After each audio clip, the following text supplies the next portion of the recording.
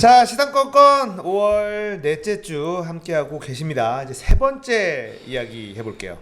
이건 여왕의 신봉님께서 작정하고 준비하셨네요. 문재인 케어. 무엇이 문제인가? 라임이 착착 맞네요. 네. 문재인 케어 무엇이 문제인가? 네. 자, 문재인 정부가 사실 문재인 케어가 대선 공약 때 굉장히 중요한 포션을 담당하고 있었어요. 그러니까 많은 부분을 정부가 국가가 더 케어를 해주겠다. 그러니까 이 부분에 대해서 국민들 입장에서는 사실 손해볼 게 별로 없는데 많은 부분에서 이거 되게 위험하다라고 얘기하는 분들이 많거든요. 그래서 어떤 게 문제이고 어떤 게 가능하고 이게 정확하게 뭔지에 대해서 한번 이제 현직에 계신 분이니까 네, 이거 정말 마음의 준비를 철저하게 하고 나왔고요. 네. 꼭 좋아요 눌러주셔야 돼요. 네, 구독도 눌러주셔야 돼요. 알겠습니다. 근데 제가 현직에서 이거를 학생들한테 지금 가르치고 있는 입장이잖아요. 네네. 그리고 이 정책 설계한 사람들도 다 제 선배고, 그 다음에 실제로 제가 이걸로 일도 지금 하고 있어요. 그래서 사실 말씀드리기가 굉장히 조심스럽기도 하고, 네. 예전에 그 가리님이라고 전도사님 계셨잖아요. 네. 근데 그분한테 제가 물어본 적이 있어요. 저희 신이 있냐 없냐로 한번 토론을 할까요? 그랬더니 나 밥 먹고 사는 이야기로 그런 거 하면은 굉장히 힘들다. 네. 그런 말씀을 하셨는데 저도 이걸로 밥을 먹고 살고 있거든요. 굉장히 어렵습니다. 굉장히 어려운데 오늘은 큰맘 먹고 큰맘 먹고 차근차근 설명을 드릴게요. 알겠습니다. 근데 문재인 케어가 뭐냐면 문재인 대통령이 처음 들어오면서 그 발표한 여러 가지 보건의료 정책을 다 모아서 하나의 상징적인 캐치프레이즈로 만든 게 문재인 케어예요. 근데 맞습니다. 문재인 케어의 어원은 오바마 케어에서 왔고요. 그렇죠. 근데 오바마 케어의 이미지가 워낙에 오바마 케어는 이미지가 좋았잖아요. 그래서 그 이미지를 그대로 이어받아서 이제 문재인 케어란 이름을 붙이고 했는데 간략하게 말하면 현재 우리나라 국민 부담 수준은 그대로 아니면 조금만 올리면서 건강보험에서 보장해 주는 거는 확 늘려주겠다. 그게 핵심인 거예요. 그게 핵심인 건데 거기서 나온 말이 뭐냐 하면 건강보험 보장률이라는 단어가 여기서 등장을 합니다. 건강보험 보장률. 근데 건강보험 보장률부터 한번 좀 설명하고 가야 되는데 건강보험 보장률은 우리가 병원에 가서 100만 원이 나왔으면 그 중에 몇 퍼센트가 국민건강보험으로 커버가 되고 나머지는 커버가 되지 않는지를 퍼센테이지로 나타내는 게 국민건강보험 보장률이라는 단어예요. 네. 근데 국민건강보험 보장률이 국민건강보험 만들어진 이래로 60%대 초반을 벗어난 적이 없어요. 항상 60% 초반이었으면 그 말은 뭐냐면 병원비가 100만 원이 나왔으면 37만 원, 38만 원은 결국은 국민이 직접 자비로 부담을 해야 된다는 뜻이었거든요. 네. 그래서 그 비율을 줄이는 게 모든 정부의 목표였어요. 모든 정부의 목표였는데 왜 그런 거냐면은 1980년대, 90년대에는 병원비가 생각보다 그렇게 많이 안 들었거든요. 많이 안 들었는데 최근에 오면 항암제 정말 비싸죠. 수술료 정말 비싸죠. 그 다음에 MRI, CT 다 찍어야 되죠. 그러니까 병원비 파이 자체가 커진 거예요. 예전에는 병원에 갔으면 한 200만 원 정도가 나왔을 거면 지금 2천만 원이 나오니까 같은 63%, 64%여도 200만 원의 63%랑 2천만 원의 63% 내주는 거는 나머지 내가 직접 내야 되는 돈의 비율이 점점 커지잖아요. 그렇죠. 실제 액수 자체가. 그래서 우리나라가 이제 OECD에서 국가보건통계가 나오는데 국가보건통계에서 보면 우리나라 국민이 직접 내 가계 소득에서 병원에 지불하는 돈의 비율이 가장 높은 국가예요. 의외로. 우리나라가 의료보험, 건강보험이 굉장히 잘 돼 있다라고 알고 있고 오바마 케어도 사실은 한국의 이 건강보험 시스템을 그렇죠. 따라하자라고 한 거잖아요. 근데 우리나라 건강보험 시스템이 보장 범위는 넓어요. 그러니까 전 국민이 다 건강보험에 가입이 되어 있잖아요. 네. 일단 기본적으로 건강보험 혜택은 다 받을 수 있는 거예요. 그런데 그 혜택의 수준이 어느 정도 높이까지 가냐. 네. 그게 이때까지 문제였던 거거든요. 그래서 항상 그 37% 남아있는 37%가 우리가 어떻게 그 부담을 줄여줄 거냐 그거에 대한 해답을 찾기 위한 과정이 지난 20년 동안의 과정이었어요. 네. 그런데 사실 문재인 케어라고 해도 특별히 다를 거가 없는 게 과거에 이명박 박근혜 정부에서도 거의 비슷한 보장성 강화 정책을 추진을 해왔거든요. 추진을 해왔는데 이 문재인 케어가 확실하게 다른 건 뭐냐 하면 돈을 얼마를 써서 몇 퍼센트까지 높이겠다라는 플랜을 제시를 했어요.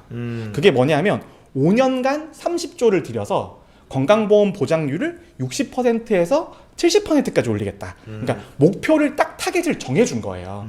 타겟을 정해주고 나니까 그때부터는 논의가 더 급하게 진전이 되는 거죠. 과거보다는. 이게 가능하냐, 현실성이 있느냐. 그렇죠. 계산기를 서로 두드려 보면서 현실성이 있다 없다 이렇게 이제 공방이 이어지게 되는. 네. 그러면은 뭐 제가 그냥 얼핏 드는 생각이 돈을 줬고 퍼센트를 줬으니까 그 다음에는 어디에 이제 적용할지를 정해야 되는 거잖아요. 그렇죠. 근데 거기에서 이제 퍼센트를 맞추기 위해서 의사들이 생각했을 때는 정말 필요한 게 여기였는데 실제로는 그렇지 않은 곳에 많이 들어가게 되는 그런 현실이 있는 건가요? 네, 거기서 이제 좀 설명을 해야 되는 게 급여랑 비급여의 개념이에요. 급여는 뭐냐면 건강보험에서 내주는 항목이에요. 내주는 항목을 우리가 급여라고 하고 건강보험에서 내주지 않는 걸 우리가 비급여라고 해요. 비급여인데 비급여의 예전에 대표 주자가 뭐였냐면은 1인실 쓰는 거, 2인실 쓰는 거 그건 비급여였어요. 그 뭐 병원만 가면은 자꾸 비급여하라 그래가지고 아 그렇죠. 다들 근데 막 그 의원급에서 우리가 말하는 비급여랑 우리가 정책적인 큰 파이에서 말하는 비급여가 조금 분류가 다르긴 한데 큰 규모에서 원래 가장 큰 비급여는 뭐냐면 그 1인실 쓰는 거 그 다음에 예전에 병원 가면 선택진료비라고 해서 특진비가 붙었어요. 네, 뭐. 특진비는 대학병원의 높은 교수님들한테 진료를 볼 때 이제 조금 더 피를 더 내는 개념으로 좀 특진비였었고 그 다음에 이제 CT랑 MRI처럼 국가가 내주기엔 너무 비싼 검사들 그런 것들이 주요한 비급여였거든요. 근데 그 주요한 비급여가 원래는 이제 건강보험에서는 해줄 필요가 없다고 해서 비급여였는데 그 비급여가 원래는 그 의원, 병원, 상급종합병원들 같은 의료기관의 수익을 보전하는 수단으로 변질이 돼 있었어요. 왜 변질이 돼 있었냐면은 우리나라 급여 가격이 너무 낮기 때문에 급여에서 볼 수 있는 수익이 너무 낮기 때문에 결국 그거를 이제 병원들은 우리나라 병원은 다 거의 민간인들이 운영을 하고 있잖아요. 거기도 수익이 나야 되니까 그 수익을 벌충하는 수단으로 국가가 남겨뒀던 영역이 비급여였는데 네, 그래서 그 일반인들이 꼭 병원 가면은 자꾸 비급여 검사하라 그러고 비급여 치료하라 그래가지고 병원비 많이 나오게 한다라는 그런 오해지만 사실 그게 어느 면 보면 의견 정확한 거예요. 근데 급여 진료만 하면 우리나라 병원은 생존이 불가능합니다. 급여만 국가가 지정해 준 것만 하면 그 병원은 살 수가 없어요. 거의 그러면은 그런 병원들이 동네 이비인후과, 동네 가정의학과는 거의 급여 진료만 하잖아요. 네, 그렇죠. 그러니까 어마어마한 환자를 보죠. 네, 거기서 환자를 정말 열심히 봐야 돼요. 네. 정말 열심히 봐야 되는 건데 한 100명. 아니 100명이 뭐예요? 동네 잘 되는 이비인후과 같은 데 가면은 새벽같이 뭐 줄 줄 서 서 있던데 있고. 막. 그런데 이제 거기도 굉장히 좀 불쌍한 게 우리나라는 100명에서 150명이 넘어가잖아요. 그럼 환자당 단가를 또 국가에서 후려쳐요. 아. 그래서 너무 200명, 한 명이 200명, 300명씩 보면은 그때부터 원가 이하예요. 간호사 인건비가 안 나와요. 그런 문제가 있기 때문에 결국은 이 문제가 굉장히 고질적인 문제라서 해결이 잘 안 되는데 왜 그런 거냐면 우리나라 지금 평균 수명으로 따지면 우리나라 지금 막 태어난 여자아이 같은 경우에는 전 세계 1등이에요. 기대 수명이. 전 세계에서 가장 오래 살 걸로 기대되는 아이거든요. 제 딸은 네, 가장 그렇죠. 오래 살 가장 오래 살 게 거의 확정적이에요. 확정적인데 근데 우리나라 의료 수준이나 평균 수명이나 그런 것들은 굉장히 수준이 높잖아요. 굉장히 수준이 높은데 그 수준을 달성하기 위해서 다른 선진국들은 GDP에 몇 프로쯤 쓰냐 하면 우리나라랑 비슷한 정도의 보건의료 성적이 나오는 국가들은 대부분 GDP의 10에서 12% 정도를 씁니다. 네. 전체 GDP의 10에서 12%를 쓰는 거예요. 근데 우리나라는 7.6%를 써요. 7.6%에 10% 나오는 국가의 성적을 달성하고 있는 거예요. 근데 그 3%의 격차가 우리가 그 급여라고 하는 건강보험공단에서 제공하는 그 비용을 깎음으로써 얻어지는 거거든요. 짜내는 거죠. 짜내는 거죠. 네. 그래서 그 의료계나 아니면 거기에서는 이 급여의 가격이 너무 낮은 거에 대해서 고질적인 불만이 있었어요. 불만이 그러니까 그런 항상 이 의학 쪽에서 의사들 쪽에서 이제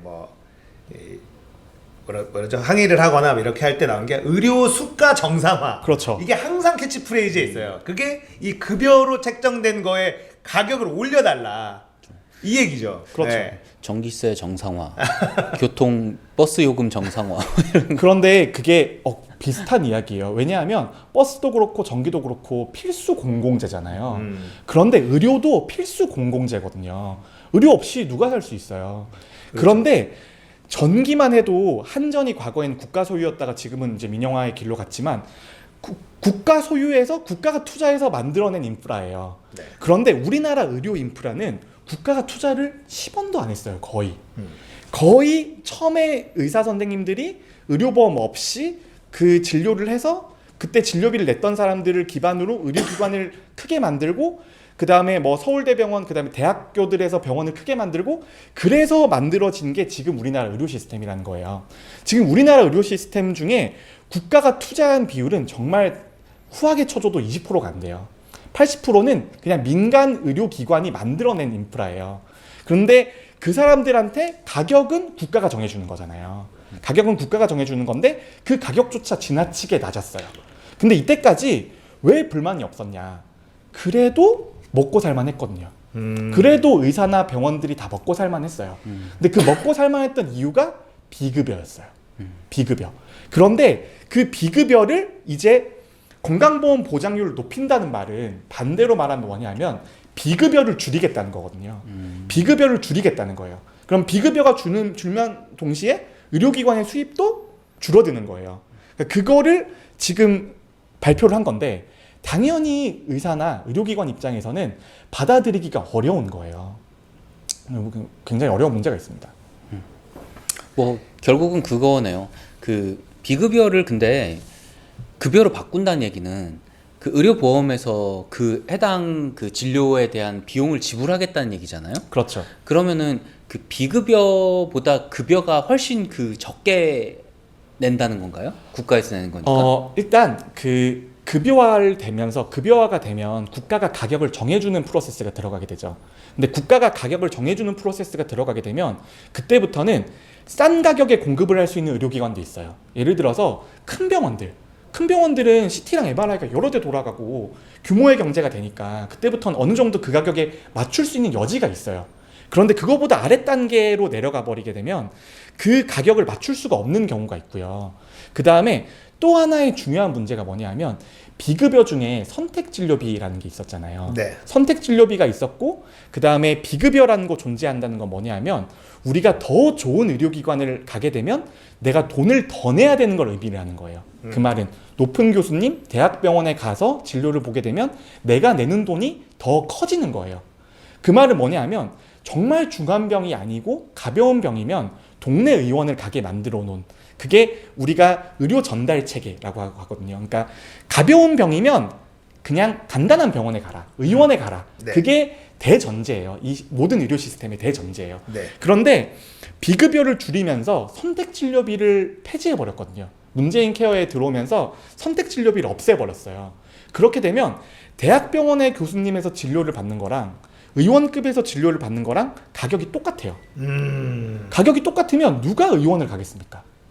의원을 갈 이유가 없는 거예요. 같은 돈에 대학병원 진료를 받을 수 있는데 그러면 대학병원에 환자가 다 몰려드는 거죠. 그러니까 이제 대학병원에 외래가 너무 몰리니까 간단한 감기도 대학병원으로 가고 뭐 이런 부분들이 생겨서 이거에 대해서 어떻게 바로잡을 것이냐에 대한 논의도 사실은 계속 있었던 건데 이제 문재인 케어에서 여왕의 신부님이 얘기하는 문재인 케어가 지금 뭐 다 잘못됐다 이런 거보다는 문재인 케어에서 발생하는 문제 중에 하나는 선택 진료비를 폐지한 거는 잘못된 것이다. 선택 진료비를 폐지까지는 아니지만 네. 어느 정도 차등은 뒀어야 된다고 봐요. 그렇죠. 네, 차등은 뒀어야 된다고 보고 그 다음에 일단 문재인 케어가 말하는 바는 모두가 동의해요. 그러니까 일단 국민의 부담을 줄이자는 거잖아요. 그렇죠. 국민의 부담을 줄이자는 건 누가 싫어하겠어요. 근데 국민의 부담을 줄였을 때 그러면 국민의 부담이 주는 만큼 국민건강보험공단의 부담은 늘어나는 거잖아요. 근데 그 부담은 어떤 식으로 조달을 할 거고 그 다음에 이렇게 우리가 중간에 의료 전달 체계 확립을 위해서 만들어 놓은 장치들이 무력화가 되면서 생기는 문제들은 어떻게 해결할 거냐에 대한 대안이 사실은 뚜렷하게 보이지 않는 거예요.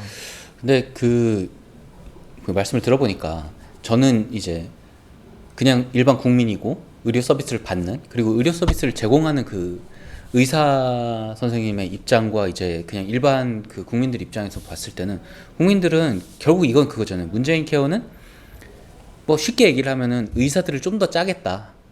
의사들을 좀 더 짜내고 국민들이나 보험이 내는 돈을 좀 더 늘린 다음에 이제 국민들이 내는 돈을 좀 적게 만들겠다라는 얘기 아닌가요?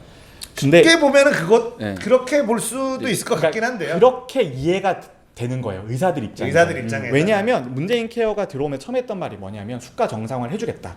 그 다음에 이제 그 수가도 올려주고 그 다음에 국민 건강보험 재정에 기여를 국가가 더 하겠다. 그 다음에 국민들의 건강보험료율도 올리겠다라는 걸 했는데 실제로 지난 2년 3년 동안의 걸 보면은 수가는 사실 그렇게 큰 인상이 없었고 그 다음에 건강보험료율도 조금 올라가긴 했는데 만족할 만큼 올라가진 않았고 결국은 그런 말은 없지만 그게 축약을 해서 보면 결국은 또 우리를 쥐어짜려는 게 아니냐라는 걸로 이해가 되는 거예요. 무슨 말인지 알 것 같아요. 그러니까 이 사실 우리나라의 건강보험 시스템이 전 세계적으로도 굉장히 잘 돼 있는 걸로 알려져 있잖아요. 그리고 실제로 우리나라가 뭐 헬조선이다 뭐다 하지만 치안과 의료 이런 거는 전 세계에서 이제 원탑급으로 잘 돼 있다로 우리 국민들도 알고 있어요. 근데 이게 사실은 이 비급여 부분에서 이 손실을 메꾸는 게 있기 때문에 의사들이 이 급여 부분이 조금 현실적으로 안 맞지만 좀 너무 짜지만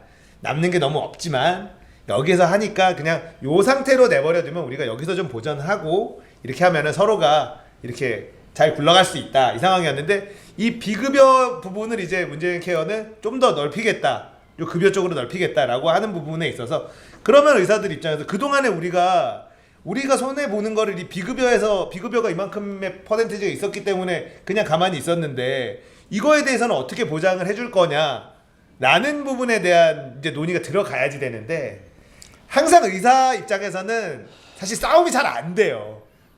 그러니까 이게 정부가 되게 꽃놀이패야 항상. 근데 정부가 의사를 통제하는 방법을 이제 너무나 잘 알고 있어요. 잘 알고 있고 그리고 의사가 거기에 대응하기에는 의사 사회가 너무 조각나 있어요.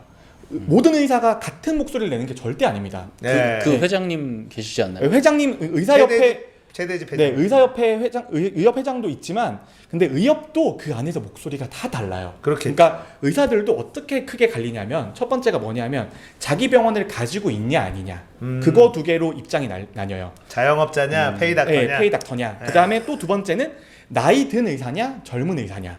거기에 따라 또 나뉘어요. 세대 갈등도 있군요. 네, 그 다음에 급여 진료를 위주로 하는 과냐, 비급여 비급여 진료를 위주로 하는 거냐. 그렇죠. 거기에 따라서도 나뉘어요. 진보냐 보수냐는 없나요? 근데 거기서 이제 진보 보수냐까지도 약간 있어요. 네. 그러니까 의사 사회 안에서 그게 있거든요. 네. 그런 식으로 두 개씩 갈라지는 영역이 한 열 몇 개 되다 보니까 조각이 1000조각이 나 있는 거예요. 2의 10승은 1024거든요. 그래서 두 개씩만 해도 그 두 개가 10개면 1000조각이 나 있어요. 네. 그럼 그 1000조각을 한 조각으로 뭉치는 건 거의 불가능하거든요. 그 의료 노동자들은 노조는 없나요? 요즘에 의사들의 노조를 설립하는 시도가 꽤 있어요. 그래서 그 공공병원이나 이런 데서는 근데 또 웃긴 게 간호사나 의료기사 노조에서는 의사 노조를 안 끼워줘요. 그렇겠죠. 네, 그래서 의사 노조는 또 따로 만들어요. 항상 만들어서 돌아가는데 이제 그런 것도 있긴 있는데 근데 결국은 의사 사회가 한 목소리를 이제는 낼 수 없는 시대거든요. 낼 수 없는 시대고 우리나라는 국가 주도의 의료 정책 수립이 너무나 이제 당연시 됐기 때문에 그렇죠. 의사는 거기에 거부할 수 있는 권한이 거의 없어요, 이제. 맞아요. 우리가 이거 사실 문재인 케어가 나오니까 약간은 새끼리지만 제주도의 녹지병원 예. 지지쳤거든요. 기사 뜬 거 네, 아시죠? 그렇죠. 네. 거기서 끝났더라고요. 이거 만약에 하면 망한다라고 양의진봉님이 얘기해. 네. 저거 절대로 수지타산이 네, 안 나온다. 네, 그렇죠. 이렇게 했는데 결국은 지지를 쳤어요. 안 하겠다. 우리 포기한다. 그래서 이제 거기에 묶여 있었던 사람들 그 직원들 어쨌든 영업을 하지 않았지만 일하고 있었던 직원들과의 뭐 이런 남은 관계 정산 이런 게 막 남아 있는 상황이더라고요.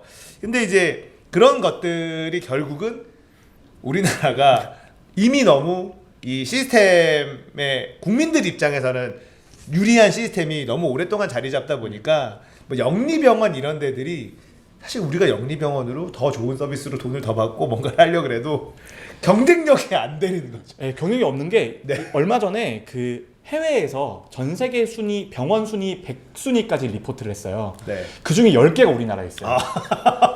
우리나라의 빅5 말고 그 빅5 바로 아래 5급도 전 세계 100이 아니에요. 네. 그 정도로 병원들이 잘 돼 있는데 네. 근데 실력이 좋다는 거죠. 심지어 영리병원도 아니에요. 그냥 비영리병원인데 전 세계 100등 안에 10개가 들어와 있어요. 우리나라는 영리병원이 없죠. 아직 없죠. 네. 예. 그리고 다 병원이 영리가 없다고? 없어요. 없어요. 법적으로는 없습니다. 영리를 취하고 있지만. 그러니까 이게 되게 이상한 밀월 관계가 계속해서 진행되고 있는 거잖아요. 병원과 정부와의 이 밀월 관계. 근데 그게 저는 어떤 식으로 생각하냐면 아산이랑 삼성병원이 우리나라에서 가장 큰 두 개 병원 중에 하나잖아요. 그렇죠. 근데 아산이랑 삼성병원이 출발 자체가 삼성이랑 현대가에서 자기네 재산을 사회에 환원하겠다는 의미로 시작한 병원들이에요. 말은 그렇죠. 기본적으로 아산이랑 서울 삼성병원은 이윤 추구의 의지가 그렇게 크지 않아요. 근데 거기에서는 단지 그 욕구는 있죠. 우리 병원을 더 크고 더 좋은 병원으로 만들겠어의 의지는 있어요. 그런데 여기서 돈을 남겨서 뭘 하겠다는 의지는 거의 없어 보이거든요. 아 그래요? 네, 거기 엄청 돈 벌 것 같은데. 엄청 돈 버는데 엄청 돈 벌어서 엄청 좋은 기계 사고 옆에 엄청 큰 건물 짓고 땅 더 사고 병원 더 크게 짓고 그런 식으로만 지금 투자가 이루어지고 있어요. 그리고 뭐 엄청 좋은 의사들 확보하려고 또 그렇죠. 그 인원들한테 더 좋은 의사들한테 또 많은 투자를 하고. 그래서 저는 근데 아산이랑 이제 삼성이랑 아니면 서울대병원 같은 큰 병원들이 의료를 모두 땡겨가는 거에 대해서 저는 그래도 비판적인 시각이거든요. 네. 그럼에도 불구하고 아산이랑 삼성에서 일하는 사람들과 그 경영진의 마인드는 사실 칭찬받아 마땅합니다. 정말 정말 칭찬받아 마땅해요. 우리가 봤을 때 아산병원 같은 데 가면 사람 바글바글하거든요. 여기는 돈을 긁겠다. 뭐 이런 생각을 하는데 돈을 긁는데 우리나라 수가 체계상 돈을 긁는 것도 거의 불가능해요. 정말. 예. 그래서 어쨌든 의사들이 가난하다는 얘기는 별로 못 들어봐서 국민들한테는 사실 이게 그러니까 제가 얘기한 정부와 의사들의 싸움이 정부가 꽃놀이패인 게 사실 이런 인식들이거든요. 그래서 의사들이 가난한 거 본 적이 없는데 왜 저렇게 그러니까요. 밥그릇 싸움하는 거 아니냐 이렇게 된다는 거죠. 그래서 언젠가 제 월급 명세서를 한번 까야 돼요. 이렇게 받고 사는 의사가 있구나 세상에. 굉장히 예외적인 의사잖아요.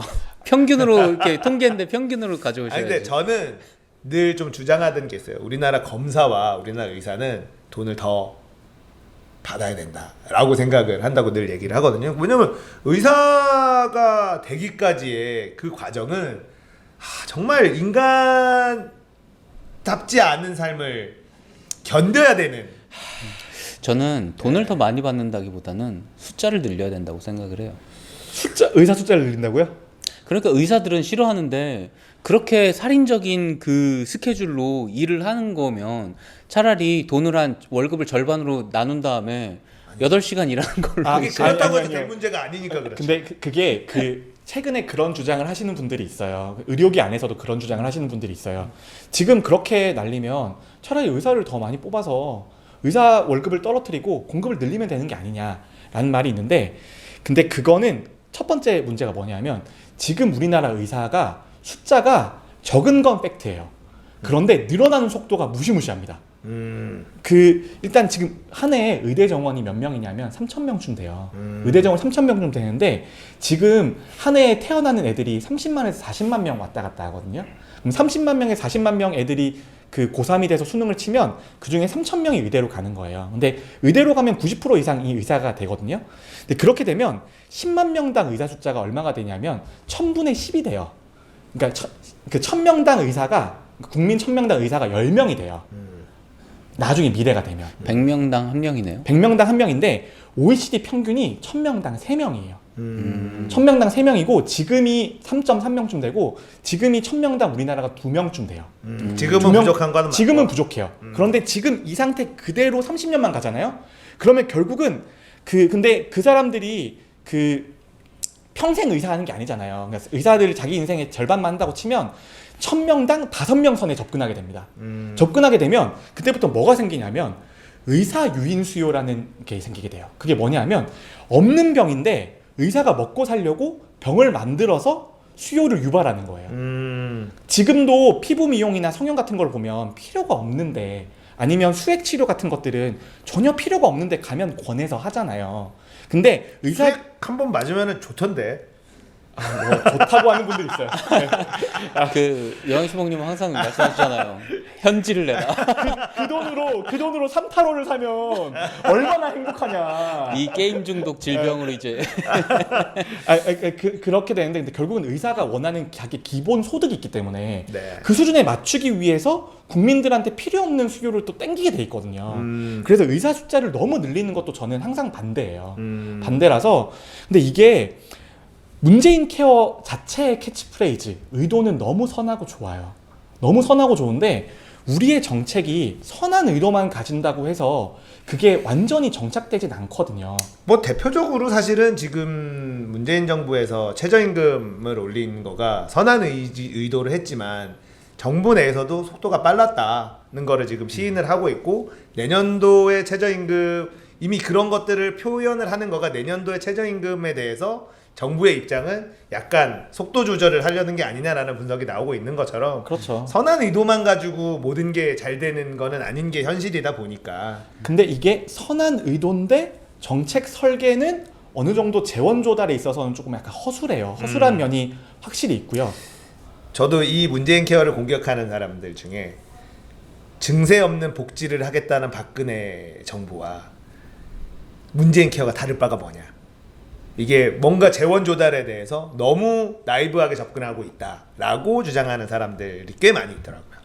그래서 이제 재원 조달 이야기가 나와서 그런 건데, 우리나라 국민건강보험 재정이 어떤 식으로 구성이 되어 있냐면 한 80% 이상은 국민이 낸 보험료예요. 국민이 낸 보험료로, 그 다음에 국민과 기업이 낸 보험료로 조달이 되고, 한 15에서 16% 정도는 세금으로 들어옵니다. 세금으로 모자란 재정만큼을 채워주고, 그 다음에 담배에 붙는 국민건강증진기금이라고 있거든요. 그것도 조금 들어오고 해서 재정이 만들어지는 건데, 그러면 문재인 케어에서 보장률 60%에서 70% 정도를 올렸으면 산술적으로 6분의 7만큼 더 돈이 들어가야 되잖아요. 그러면 6분의 7만큼 당장 재원을 더 마련을 해야 되는 거예요. 재원을 마련을 하려면 그럼 국민건강보험료가 6분의 7만큼 올라야죠. 그러면 지금 보험료가 몇 프로쯤 되냐면 6.4%쯤 돼요. 자기 그 직장 가입자 같은 6.4%쯤 되거든요. 그럼 6.4 곱하기 6분의 7만큼이 되어야지 그게 정상적으로 지속 가능한 재정이 되는 거예요. 그런데 누가 국민건강보험료율을 1%, 2%씩 한 방에 올려요. 한 방에 올리는 건 불가능하거든요. 못 올리죠. 그래서 조금씩 올려요. 안 올리는 건 아니에요. 그런데 우리가 올리는 거를 기대하는 것보다 속도가 더 느리게 올라가고 있어요.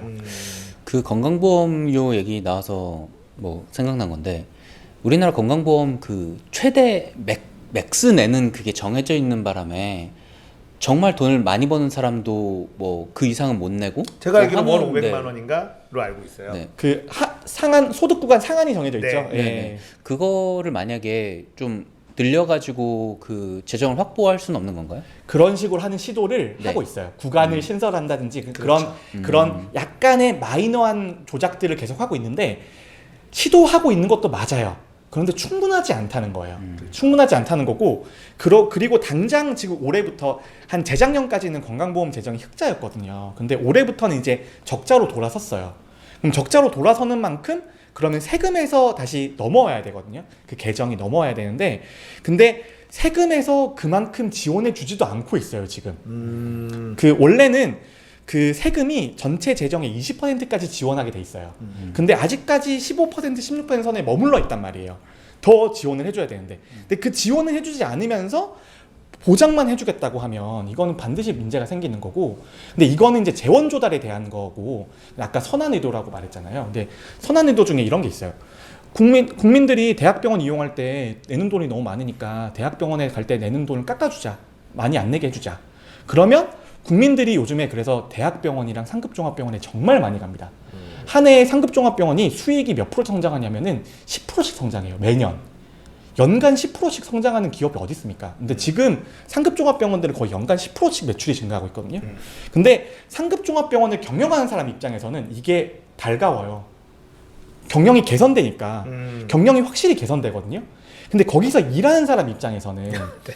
상급 종합병원이라고 하는 거는 중하고 급하고 어려운 환자를 보는 곳이잖아요. 그런데 경한 환자를 더 많이 진료를 하게 되었으니 중하고 어려운 환자들에 대해서 상대적으로 들어간 노력이 줄어들 거 아니에요. 그럼 상급 종합병원에서 중하고 어려운 환자를 볼 유인이 떨어지는 거예요. 안 봐도 먹고 살만한데 왜 그걸 보겠어요. 그러니까 그런 식으로 가면 결국은 또 우리가 건강보험 보장률은 높이고 그다음 문턱은 줄여놨지만 의료의 질은 또 떨어질 수 있는 거예요. 참 쉽지 않은 것 같아요. 그래서 이제 그런 동네 의원에서 이 단계를 밟아나가는 시스템을 어떻게 만들 것인가에 대한 논의도 사실 예전부터 계속해서 이루어지고 있는 걸로 알고 있고, 근데 어쨌든 간에 이 우리나라의 건강보험 시스템은 국민들 입장에서는 굉장히 잘 돼 있는 거는 맞죠. 그래서 아마도 문재인 정부에서도 이 문재인 케어를 그러니까 문재인 케어에 대한 정책을 낸 사람들도 다 굉장히 똑똑하신 분들이 다 생각을 가지고 한 걸 텐데, 문제는 저는 이거 같아요. 이제 선거를 할 때는 별로 올리지 않고도 가능하다. 이거는 이제 선거할 때 한 얘기고, 이게 얼마를 더 이거 돈을 조달을 해야 되냐. 근데 이건 제 그냥 소설입니다. 분명히 구간을 신설해서 더 많이 버는 사람들한테 상한선을 더 늘리고, 그러면은 일반 국민들은 약간만 더 늘려도 더 많은 재원을 확보할 수 있는 상황을 만들 건데, 이게 뭔가 큰 빅 이슈가 있을 때 쓱 통과시키지 않을까. 예를 들어서 뭐 갑자기 북한하고 뭐가 되게 잘 됐어, 뭐 뽕뽕 뉴스가 막 계속 나오고 그럴 때 쓱 뭔가 사삭 이렇게 되면 알고 있었어, 우리도 알고 있었다는 그런 이렇게. 근데 진짜 이게 우리나라 정부도 사실 그런 끈기랑 재주가 있어요. 원래 국민건강보험이 2% 3%대 시작했거든요, 월급에. 네. 지금 6.5%가 다 돼가는데 아무도 6.5%나 됐네라고 아무도 안 느끼잖아요. 그렇죠. 해마다 0.2%씩 20년씩 올린 거예요. 네. 그렇게 올린 장기적인 안목이 있는 건데, 근데 그렇게 올리는 추세가 있음에도 불구하고 그것보다 지출이 과도하게 많아질 게 눈에 보이잖아요. 그러니까 저도 이제 몰랐던 부분이 뭐냐면, 우리나라의 의료가 예전에는 의료비 자체가 적었는데 지금 굉장히 커졌다라는 게 이제 고급 진료 장비들, 그리고 이런 그 고급 기술들, 우리나라의 의료 실력이 많이 올라가면서 이러면서 전체적인 비용 자체가 늘어났고, 그리고 문재인 케어에 대해서 첫 번째 제가 알기로 첫 번째 그 고민의 출발선이 의료비로 파산하는 가정의 숫자가 생각보다 굉장히 많다. 거기서부터 아마 출발한 걸로 알고 있어요. 그게 이제 그 흔히 말하는 재난적 의료비라고 전문 용어로 말하는 거거든요. 네네네. 그러니까 의료비인데 거의 재난 수준이다. 네. 그래서 가게가 부담할 수 있는 이상의 의료비가 발생한 걸 재난적 의료비라고 하는데, 아까 말씀드린 것처럼 우리나라 국민들이 실질적으로 가계 소득에서 병원에 지불하는 비율이 되게 높다고 했잖아요. 네. 근데 병원비가 진짜 많이 나오면 네. 거기서 그 비율만큼을 내야 되는 거니까 소득이 어느 정도 중산층 이하인 사람들한테는 그 의료비 내는 것 자체가 굉장히 클 수 있잖아요. 그게 재난적 의료비라는 네. 거예요. 근데 그래서 문재인 케어의 핵심 중에 하나가 재난적 의료비의 비율을 줄이자는 거예요. 그렇죠. 네, 그런 건데, 근데 그거는 문재인 케어 말고도 해결할 수 있는 몇 가지 방법이 있어요. 몇 가지 방법이 있는데, 첫 번째는 뭐냐면 상한선을 두는 거예요. 예를 들어서 개인이 내는 개인이 낼 수 있는 돈의 맥시멈을 정해놓는 거죠. 그 이상은 국가가 책임을 진다. 예, 판돈에서 이거 올인이에요. 아. 예, 나 이제 낼 수 있는 게 전부예요. 라고 하는 그 맥시멈 리밋을 정해주는 건데, 그건 이미 우리가 적용이 되고 있어요. 적용이 되고 있고, 그 다음에 이제 재난적 의료비에 대해서는 구제할 수 있는 방법들이 있는 거죠. 그런데 이거는 재난적 의료비를 줄이기 위해서 모든 사람의 보장을 다 늘려주자는 개념이 되는 거예요. 그렇게 핀포인트로 접근할 수 있는 방법이 있고 시행하고 있음에도 불구하고 그걸 명목으로 다른 모든 비급여를 다 편입시키려는, 대부분의 비급여를 편입시키려고 하는 시도를 하는 것 자체가 사실 이걸로 막을 수 있는 걸 이만한 걸로 막는 거니까 그건 문제가 될 수 있는 거죠. 이런 것들을 이제 정책을 정할 때 분명히 저는 의사들도 뭐 요양신목님 같은 그런 보건 통계하시는 분들이라든지 그런 분들이 분명히 참여를 했을 거라고 저는 생각을 하거든요. 당연히 참여했겠죠. 네, 저는 이제 의료관리학이라고 하는데, 네. 그 의사사회에서 저 같은 의료관리학자가 있어요. 의료관리학자는 뭐냐면 그 병원을, 의료계를 경영하고 행정을 하는 사람들인데 의사인 사람들을 의료관리학 하는 사람이라고 하거든요. 근데 의료관리학 하는 사람들은 의사들이 정말 싫어해요. 정말 싫어해요. 물정을 모르는 의사들. 정말 싫어하는데 의사들은 저희 같은 의료 관리학을 하지 않아요. 왜냐하면 의사들의 수익으로는 의사들이 기대하는 수익이 아니거든요. 저희가 하는 일이. 근데 저희는 대신 그걸 하는 대신에 정책의 결정권이랑 그다음에 전문성과 환자를 보지 않고도 이것만 할 수 있는 뒷받침 그런 것들을 받는 거거든요. 네. 근데 또 우리 의료 관리학 하는 사람과 실제 임상 의사들과의 시각도 완전히 달라요. 시각이 달라서 의사들이 참여해요. 그다음에 이 문재인 케어 만든 분이 우리 의료 관리학 하는 사람들 중에 거의 베스트들이 했어요. 가장 뛰어난 사람들이 했어요. 그리고 가장 뛰어난 사람들이 이 문제를 왜 모르겠어요. 모를 수도 없고 다 아시는 거거든요. 네. 다 아시는 건데 이게 공부하는 학자 입장에서 정치와 행정하는 사람의, 그러니까 저희 의료 관리하는 사람 중에 청와대 들어간 사람이 몇 명 있거든요. 그분들이 실제 현실 정치와 마주하면서부터 부딪히는 문제들. 예를 들어서 당장 보험료 올해 내년 지선 있는데 1% 올릴 수 있어? 그런 것들에 부딪히는 거예요. 그런 것들에 부딪히는데 자기의 이상은 높고 하고 싶은 것들이 있으니까 그때부터는 여러 가지 것들이 원래 문재인 케어라고 하는 게 사실 토탈 패키지예요. 여기에 있는 수많은 요소들이 다 동시에 갔을 때 이상적인 방향이 되는 거거든요. 네. 그런데 지금 정책 추진하는 과정에서 이거는 이것 때문에 반대가 너무 많고 이건 이것 때문에 안 되고 하니까 되는 것부터 밀어넣어서 한 거예요. 되는 것부터 밀어넣어서 한 거니까 그 의료 전달 체계라고 해서 의원 갔다가 병원 갔다가 종합병원 가는 그 루트를 먼저 만들고 선택진료비를 폐지했어야 됐는데 의료 전달 체계 만드는 작업이 너무 더디게 진행이 되니까 그냥 선택진료비부터 먼저 없애버린 거예요.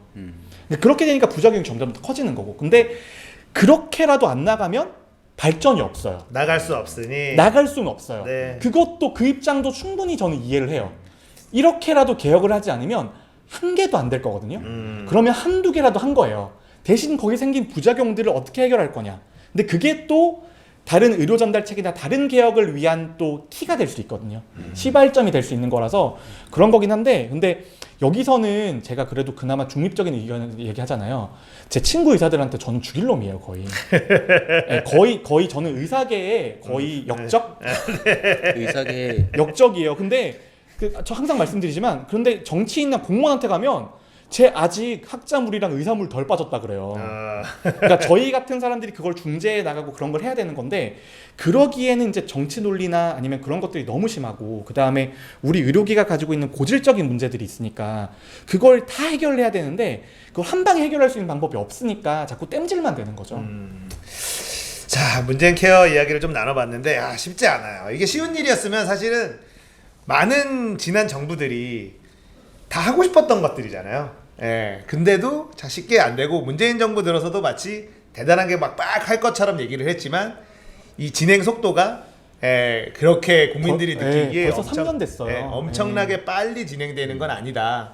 그런 걸로 봐서는 참 어려운, 굉장히 복합적인 문제가 얽혀 있는 거고, 말씀해 주신 것처럼 어쨌든 문재인 케어 이대로만 될 수만 있다면 매우 좋은 방향이다. 이거를 의사들도 부인하지는 않는다. 근데 문제는 현실적으로 생기는 문제들을 얼마나 현명하게 대처해 나가고 처리해 나가면서 이 문재인 케어가 진행이 될 거냐라는 부분이어서 네.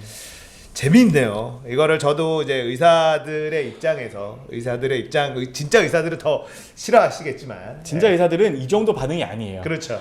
이렇게 되는 거죠. 그때부터 거의. 근데 제가 여러 직군들을 만나보면 의사들이 가장 보수적이거든요. 의사 집단이 굉장히 보수적이에요. 왜냐면은 좋았거든요. 지금도 괜찮고 뭔가 바뀌는 게 별로 마음에 안 들 수 있죠. 근데 지금 좋았던 게 사실 저도 인정이에요. 저도 제 친구들이랑 제 주변 동료들이 먹고 사는 걸 보면 아직까지 나쁘지 않은 것도 사실이에요. 네. 근데 그게 문제인 거예요. 근데 나쁘지 않은 것도 사실인데 하지만 불합리했던 것도 사실이에요. 맞아요. 그게 저는 그 말이 정답인 것 같아요. 그러니까 우리나라가 이 급여 체계가 워낙 잘 돼 있기 때문에, 그러다 보니 비급여가 주인 종목들이 가장 똑똑하고 능력 있는 의사들이 그쪽으로 그렇죠. 가거든요. 피부과, 성형외과 이런 데로 간단 말이에요. 그러면 뭐 치과. 사실은 생명을 다루는 흉부외과라든지 머리를 다루는 뭐 신경외과라든지 이런 데는 오히려 미국이나 이런 데는 그쪽이 돈을 잘 벌기 때문에 그쪽으로 가장 실력 있는 사람들이 생명을 살리는 쪽으로 간다면, 우리나라는 가장 실력 있는 이제 이 의대 학생들이 생명과 관계없는 데를 먼저 가서 거기서 선점해서 편하게 돈을 더 벌자 이렇게 되는 환경이니까 이게 어떻게 보면 이 건강보험이 잘 돼 있는 대한민국의 약간 아이러니한 상황이라고 볼 수 있죠. 실력 있음이 아니고 공부를 잘했던. 아 그렇죠. 아 그렇죠. 그게 아니 못한 애들도 못한 애들 인생이 있다고 제가 누누이 말씀드렸잖아요. 못하는 애들도 그 못한 당시에 애들의 인생이 있어요. 그 당시의 실력은 공부, 성적, 성적이 네. 좋았던. 성적이 좋았던. 네. 자, 자, 성적이 좋으면 일도 잘하더라고요. 근데 자 문재인 케어에 대해서 얘기를 좀 나눠봤습니다. 근데 참 딱 떨어지는 답이 있는 건 아닌 것 같고 앞으로 남은 임기 동안 어떤 식으로 진행이 될지 기왕이면 국민들도 의료계도 다 윈윈할 수 있는 그런 결론을 도출했으면 좋겠네요. 근데 윈윈할 수 있는 유일한 방법은 뭐냐면 국민들이 돈을 더 내시는 그렇죠. 거예요. 그게 그게 유일한 방법인데 근데 국민들의 입장에서는 윈윈이라고 안 느낄 수 있는데 사실은 그게 윈윈이에요. 저도 장기적으로 동의합니다. 보면. 네. 예. 그리고 이게 구간이 우리가 얼마 이상 벌지 않는 일반 대다수의 국민들은 올려도 요율이 크게 막 몇천 원 이렇게 오르거든요. 근데 그걸로 따지면 사실 우리나라에서 병원의 의료 서비스를 누리고 사는 거에 비하면 그 정도 비용은 충분히 낼 수 있다 이렇게 생각하는 국민들도 네. 굉장히 많아요. 그렇게 올라가면은 난리 납니다. 그러니까- 서민 등골이 휘고 그러니까 문제는 저는 나라 언론이라고 경제가 생각을 해요. 무너지고 그러면서 네, 저는 문제는 언론이라고 생각해요. 언론이 가만히 있지 않고 정치권 반대 세력이 가만히 있지 않겠죠. 국민들 뭐 피 빨아먹는다 이런 얘기 분명히 나올 거고. 아 근데 오늘 수위 조절 잘한 것 같아요. 이 동영상이 널리 퍼져서 여러분들의 이해와 국민건강보험료 인상에 도움이 됐으면 좋겠네요. 네, 저는 개인적으로 뭐 이제 아이를 키우는 입장에서는 병원을 정말 자주 가게 되거든요. 그러면 사실은 지금 내고 있는 건강보험료가 아깝지는 않아요. 그리고 그런 혜택을 보고 나면 이제 좀 더 경제적으로 이제 어느 정도 안정기가 접어들면 내가 좀 더 많이 내고 내가 지금 현재는 병원을 이용을 많이 하지 않지만 내가 낸 건강보험료로 지금 아이를 키우는 소득이 조금 열악한 세대들은 거기서 혜택을 다시 받는 거거든요. 그런 식으로 이제 잘 선순환 된다라고 잘 생각을 하고 홍보도 이제 그런 식으로 좀 가야 될 거고요. 그러면은 아마 많은 국민들은 건강보험료율이 정말 부담되게 올라가는 거가 아니기 때문에 그렇게 설계하지도 못하거든요. 그래서 그렇게 되면은 이해할 수 있지 않을까 생각하는데 문제는 정치적인 공격과 언론들의 이제 공격들 이게 사실은 저 걱정이죠. 근데 또 우리나라 국민들이 워낙 이 싼 의료비에 익숙해져 있다 보니까 네. 근데 그 최근에 소아과 친구가 어떤 말을 했냐면은 애기들 감기 진료하면 4,000원 내거든요. 네. 4,000원이 아깝다고 표현하는 부모들이 있어요. 아. 예. 근데 그게 그렇게 느낄 수 있어요. 왜냐하면은 이때까 워낙 싸게 의료용을 해왔기 때문에. 특히 아기들은 다 공짜예요. 그 뭐 예방 접종 맞는 거 병원비 뭐 아 그렇죠. 근데 네. 근데 아기들 예방 접종이랑 그다음에 뭐 검진 같은 것들은 이제 건강보험 재정이 아니고 국가 재정에서 따로 지원해 주는 거예요. 그거는. 네, 그래서 그런 거는 공짜인 건데, 근데 어쨌든 그 우리가 좋은 의료를 누리고 있잖아요. 맞아요. 좋은 누리고 있는 것만큼 이게 지속 가능하려면 조금 더 내셔야 된다. 저도 이거는- 동의합니다. 이거는 변함이 없는 사실입니다. 시사건건도 계속 보시려면 좋아요랑 구독을 조금 더 해주셔야 저희가 지속 가능해집니다. 그렇습니다. 자, 문재인 케어에 대해서 여왕의 신봉님 전문가의 입장에서 얘기를 좀 들어봤어요.